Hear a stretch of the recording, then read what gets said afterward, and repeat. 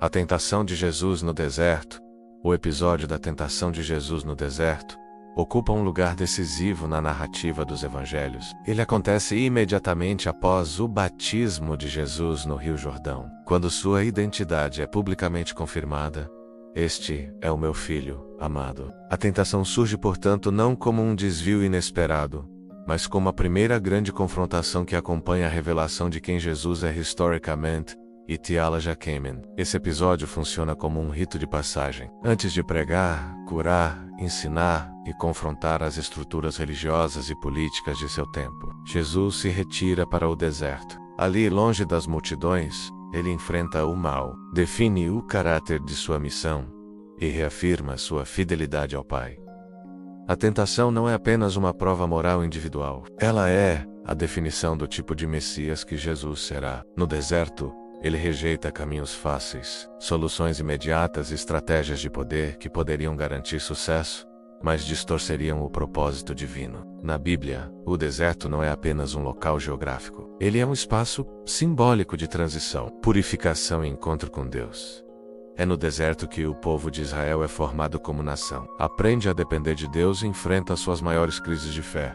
O deserto representa escassez, silêncio, vulnerabilidade e dependência total. Ao mesmo tempo, é no deserto que Deus se revela, fala e forma. Após a libertação do Egito, Israel passa 40 anos no deserto. Esse período é marcado por provações, murmurações, tentações, fidelidade divina. Jesus, ao passar 40 dias no deserto, revive simbolicamente a história de Israel. Onde Israel falhou, Jesus permanece fiel. O número 40 aparece repetidamente na Escritura associado a períodos de teste e preparação.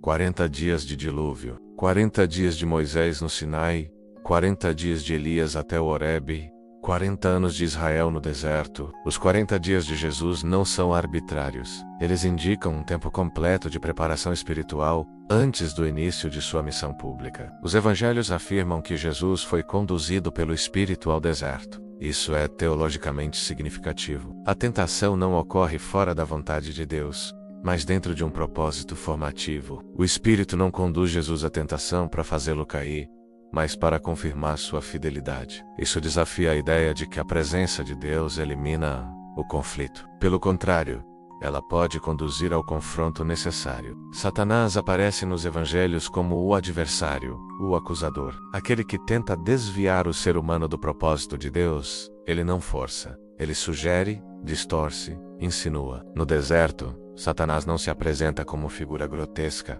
mas como voz persuasiva, usando inclusive as Escrituras. As tentações oferecidas a Jesus não são propostas intrinsecamente, mas elas se tornam tentação porque distorcem o tempo, o método ou a motivação do agir messiânico. Os evangelhos apresentam Jesus como o novo Adão, que vence onde o primeiro caiu, o novo Israel, fiel onde o antigo foi infiel. No deserto, essa tipologia se manifesta de forma clara. A obediência de Jesus inaugura uma nova humanidade reconciliada com Deus. O jejum intensifica a vulnerabilidade humana. Após 40 dias sem comer, Jesus experimenta fome real. A tentação ocorre no ponto máximo de fragilidade física, revelando a profundidade do confronto espiritual. O silêncio do deserto contrasta com o barulho das multidões. É nesse silêncio que as vozes interiores se tornam mais audíveis. A tentação não é um obstáculo à missão de Jesus, mas parte de sua preparação. Antes do enfrentar líderes religiosos, multidões, autoridades políticas, sofrimento e morte, Jesus enfrenta o adversário no silêncio do deserto. No deserto, Jesus decide como exercerá seu poder, como lidará com sua identidade, como realizará a vontade do Pai. Essas decisões moldarão todo o seu ministério posterior. A tentação de Jesus no deserto não é um episódio periférico, mas o fundamento invisível de tudo o que virá depois. Ali Jesus reafirma sua identidade, rejeita atalhos e abraça plenamente o caminho da obediência. Nos próximos capítulos, aprofundaremos os 40 dias de jejum, a solidão, a ação do Espírito e o início direto do confronto com o tentador. Os 40 dias, jejum, solidão, Espírito e preparação messiânica. Os evangelhos são econômicos em detalhes, sobre os 40 dias que Jesus passa no deserto. Mas essa economia narrativa não indica insignificância. Pelo contrário, o silêncio em torno desse período convida o leitor a compreender que ali ocorre uma formação interior profunda, invisível aos olhos humanos, mas decisiva para toda a missão que se seguirá. O deserto não é palco de ações externas, mas de decisões internas. Não há milagres, discursos ou multidões.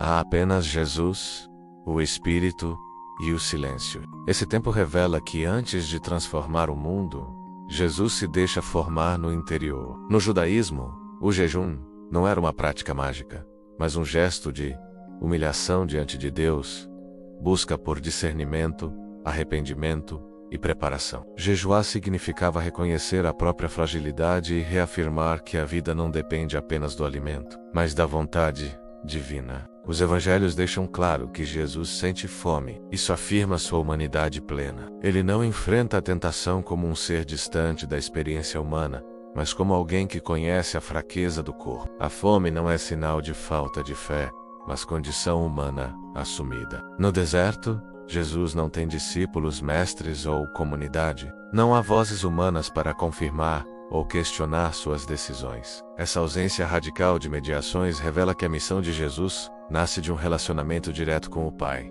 A solidão intensifica o confronto interior. Sem distrações, as tentações se tornam mais sutis e profundas. O deserto expõe desejos, medos e possibilidades de desvio. Os evangelhos afirmam que Jesus é conduzido pelo Espírito ao deserto. Isso revela que o conflito não ocorre fora do cuidado divino.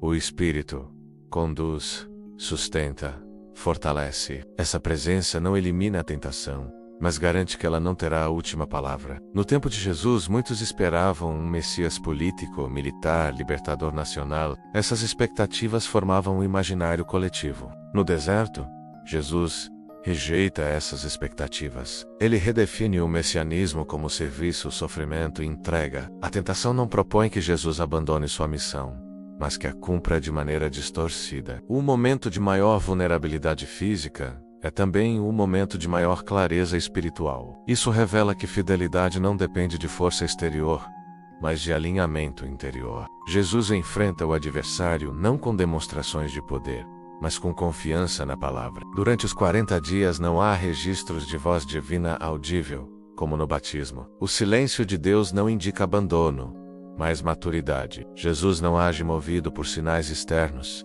mas por convicção interior. O jejum cria espaço para a escuta. Privado do alimento, o corpo se torna mais consciente de suas necessidades. Essa consciência aprofunda a escuta espiritual. Jesus responde às tentações citando as Escrituras, revelando que a palavra habita profundamente nele. O deserto ensina que missão sem formação gera ativismo vazio. Jesus não inicia seu ministério sem antes enfrentar o confronto interior. Esse padrão se tornará modelo para a espiritualidade cristã. Os 40 dias no deserto revelam que a força de Jesus nasce da dependência, não da autonomia. Jejum, solidão e silêncio tornam-se instrumentos de preparação para uma missão que exigirá coragem, compaixão e fidelidade até a morte. Na próxima parte entraremos no núcleo narrativo da tentação, as 3 propostas do adversário e as respostas de Jesus. O significado teológico da tentação e seu impacto para o cristianismo.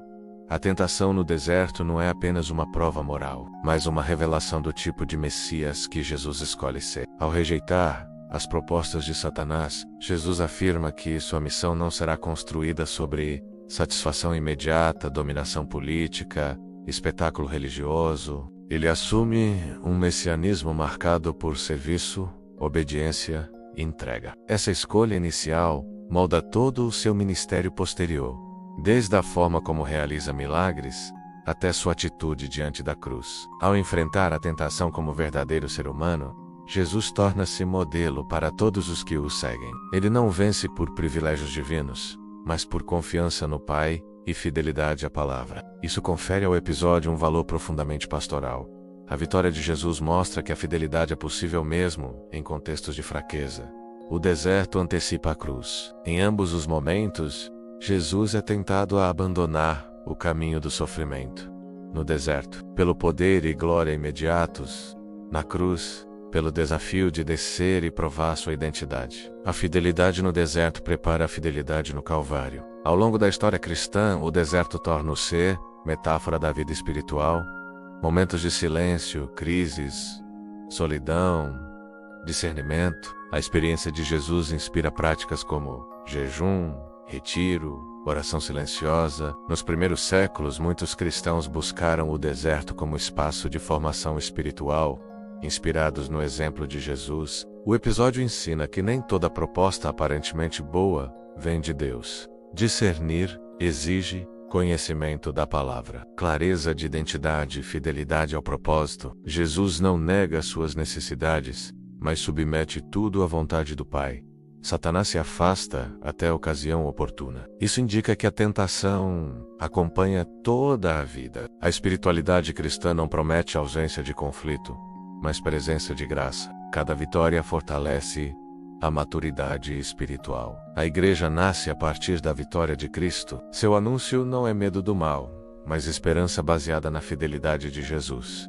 A tentação no deserto fundamenta uma teologia do combate espiritual, centrada em verdade, amor, serviço. Em cada geração, a igreja é tentada a trocar fidelidade por relevância, serviço por poder, obediência por espetáculo. O episódio do deserto permanece como critério de discernimento. A vitória de Jesus no deserto ocorre sem aplausos, mas seus efeitos atravessam séculos. Ela inaugura um ministério coerente, íntegro e fiel até o fim. A tentação de Jesus no deserto revela que o verdadeiro poder não está em dominar, mas em obedecer. Jesus vence o adversário, escolhendo o caminho da fidelidade radical. Esse episódio ensina que a identidade precede a missão, a formação precede a ação, a obediência precede a glória. Satanás, o mal e o confronto espiritual nos evangelhos. Satanás não aparece como uma abstração do mal, mas como um personagem real e ativo na narrativa teológica. Seu nome significa adversário ou acusador. Ele se opõe aos propósitos de Deus e tenta desviar o ser humano de sua vocação. Ao contrário de representações folclóricas posteriores, Satanás não se apresenta com aparência monstruosa. Ele atua por meio de palavras, sugestões e distorções da verdade. Sua arma principal não é a força, mas a persuasão. Na visão bíblica, o mal não é apenas comportamento errado, mas ruptura de relacionamento com Deus, com o próximo, consigo mesmo. A tentação no deserto revela que o mal começa quando o ser humano passa a agir a partir de si mesmo e não dá confiança em Deus. Satanás não mente descaradamente, ele distorce. Ele cita as escrituras fora de contexto, sugere atalhos e redefine prioridades. Essa característica torna a tentação especialmente perigosa, pois ela se apresenta como razoável e até espiritual. Nas tentações, Satanás tenta inverter a lógica do reino. Poder em vez de serviço, glória em vez de obediência, espetáculo em vez de fé. O episódio do deserto inaugura um conflito que atravessará todo o ministério de Jesus: expulsão de demônios, confrontos com estruturas opressoras, libertação dos marginalizados. Cada ato de Jesus pode ser visto como desdobramento da vitória inicial no deserto. Ao resistir às tentações, Jesus demonstra autoridade espiritual antes mesmo de realizar milagres públicos. Sua autoridade não vem da imposição, mas da fidelidade. Essa autoridade se manifesta posteriormente em palavras e ações que libertam. O confronto no deserto revela que a tentação respeita a liberdade. Satanás não força Jesus. Ele propõe, desafia, sugere. A vitória de Jesus mostra que a fidelidade é sempre uma escolha possível. Jesus não nega a existência do mal, nem o ignora. Ele o enfrenta diretamente. Isso revela uma teologia que não explica o mal de forma abstrata, mas o combate com amor, verdade e justiça. Embora invisível aos olhos humanos, o deserto torna-se palco de uma batalha espiritual decisiva. Essa batalha não envolve armas, mas fidelidade, identidade e confiança. Os evangelhos afirmam que Satanás se retira até a ocasião oportuna. Isso indica que a tentação é recorrente, mas também que cada vitória fortalece o caminho da fidelidade. A tentação no deserto revela que o mal não se impõe pela força, mas pela sedução. Jesus vence não por superioridade mágica, mas por obediência radical. Essa vitória inicial prepara o terreno para todo o ministério libertador que se seguirá. Na próxima e última parte, integraremos esse episódio ao conjunto da fé cristã, refletindo sobre seu significado teológico duradouro e seu impacto para a espiritualidade cristã. As três tentações, pão, poder e glória. As três tentações não são aleatórias. Elas seguem uma progressão lógica e espiritual, conduzindo Jesus da necessidade física à ambição de poder, à busca de reconhecimento e glória. Essa progressão reflete as tentações humanas fundamentais e revela a estratégia do adversário. Começar pelo que é legítimo, mas deslocar o modo e a motivação. Após 40 dias de jejum, Jesus sente fome. Satanás propõe: se és filho de Deus, transforma estas pedras em pão. A proposta não é absurda. Jesus possui poder para fazê-lo. A tentação não está no ato em si, mas no uso do poder para satisfazer a si mesmo, fora da vontade do Pai. Essa frase questiona a identidade revelada no batismo. A tentação começa com dúvida: provar a própria identidade por meio de um ato espetacular. Jesus responde citando o Deuteronômio: nem só de pão viverá o homem, mas de toda palavra que procede da boca de Deus. Ele afirma que sua vida e missão não são guiadas pela necessidade imediata, mas pela obediência. Satanás mostra a Jesus todos os reinos do mundo e oferece poder e glória em troca de adoração. Essa tentação toca o coração das expectativas messiânicas do século I. Domínio político e libertação nacional. O adversário oferece um caminho sem cruz, um reino sem sofrimento, um messianismo eficiente, mas infiel. Jesus cita novamente a Escritura: ao Senhor teu Deus adorarás, e só a Ele servirás. Ele rejeita qualquer forma de poder que exija comprometimento com o mal. Satanás leva Jesus ao ponto mais alto do templo e o desafia a se lançar, citando as Escrituras como garantia de proteção divina. Essa tentação envolve fé espetácula, manipulação de Deus, busca por reconhecimento público. O adversário cita o Salmo 91, revelando que a tentação pode usar linguagem religiosa para mascarar a vaidade. Jesus responde: não tentarás o Senhor teu Deus. Ele rejeita a fé baseada em provas e espetáculos. As tentações representam dependência material sem Deus, poder sem fidelidade, religião sem humildade. Jesus enfrenta as mesmas forças que atravessam a história humana. Cada resposta de Jesus vem do Deuteronômio, livro que recorda as provações de Israel no deserto. Onde Israel murmurou, Jesus confia. Onde Israel idolatra, Jesus adora somente a Deus. Jesus não argumenta filosoficamente, nem demonstra poder. Ele responde com a palavra internalizada. Isso revela que resistência espiritual nasce da intimidade com Deus. Após as três tentações, Satanás se afasta até a ocasião oportuna. O conflito não termina ali, mas Jesus vence a primeira grande batalha. Não há testemunhas humanas, mas essa vitória molda todo o ministério de Jesus. Milagres sem autopromoção, autoridade sem dominação, fé sem espetáculo. As três tentações revelam que o verdadeiro conflito não é entre poder e fraqueza, mas entre fidelidade e desvio. Jesus escolhe o caminho estreito da obediência. Na próxima parte, aprofundaremos o papel de Satanás, o significado do mal nos evangelhos e a dimensão espiritual desse confronto.